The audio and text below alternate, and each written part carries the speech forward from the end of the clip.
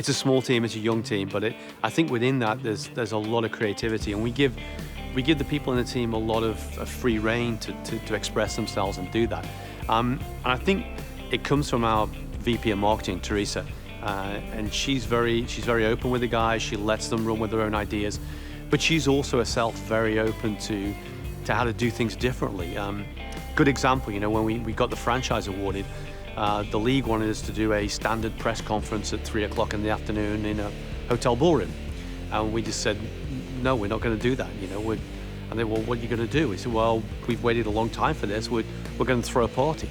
So we're going to engage the fans and have the fans come out and celebrate this. And so we threw a party on Church Street at 7:00 in the evening. But nobody'd ever done that before. It turned out to be wonderfully successful. Probably one of the most successful launches MLS has seen. And it's just using that creativity and doing things differently, going against the flow. When we did the groundbreaking on the site, what do you do? You've got hard, compacted ground. People aren't going to get a shovel into it. How do you get around that? It's a physical obstacle. So we brought in 24 tons of purple sand, and we made an event out of it. And we gave everybody little pails of sand to take away with them. We made a marketing event out of what was a difficult thing to do, an obstacle. And so it's just about thinking outside of the box and taking what you've got, thinking about it differently, and coming up with a solution. I think that the first thing you do is you engage with them. That's the secret to engagement is engagement. You've got to go out and engage with the fans. You've got to get their input, their any way you can. Like, for example, we just used the example of the launch of the franchise when we engage the fans in a party. But it doesn't have to be on that big a scale. It can just be engagement through social media or Twitter or a campaign that you run.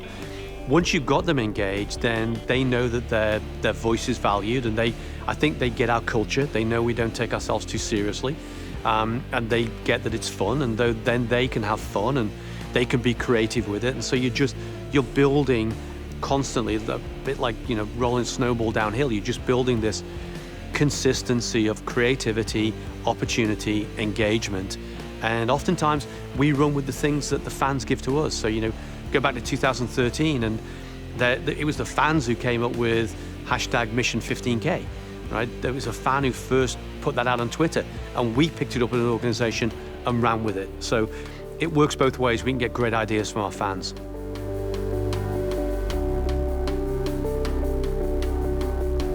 I think it starts with your ticket pricing. We want to keep ticket pricing at a reasonable level so that a family or a student or whatever it may be can come along to a game, and that's part of the engagement. We got them engaged because they're fans now, and they can come and enjoy the game.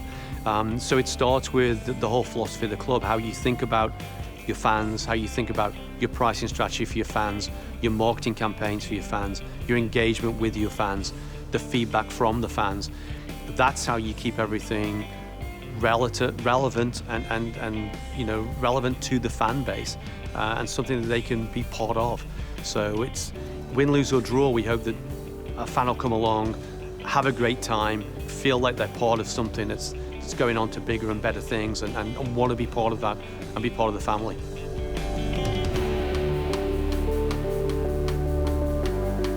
So everybody knows that obviously that's the lion's face, and the lion comes from the history of soccer in Orlando. Back in the late 80s, early 90s, there was a professional, semi-professional team here in town called the Orlando Lions, and we wanted to pay due deference to them and to the history of the game here. So that's why the nickname of the club is the Lions. So the lion's face is there, and it's surrounded by what a lot of people think is a mane, and it's really not a mane. It's the flares of the Florida sun. With the Sunshine State, we wanted to embody that in the logo. And it's not symmetrical. There's 21 flares, and there's a reason for the 21 flares. There's 21 sun flares because we will forever be the 21st team to join Major League Soccer. So that embodies a little bit more of our history. And then on top of the lion's head is a crown. You can see it outlined in purple. And the crown represents the success and the victories, the championships that we had in the minor leagues. So we wanted to carry forward with us our minor league history into our major league future.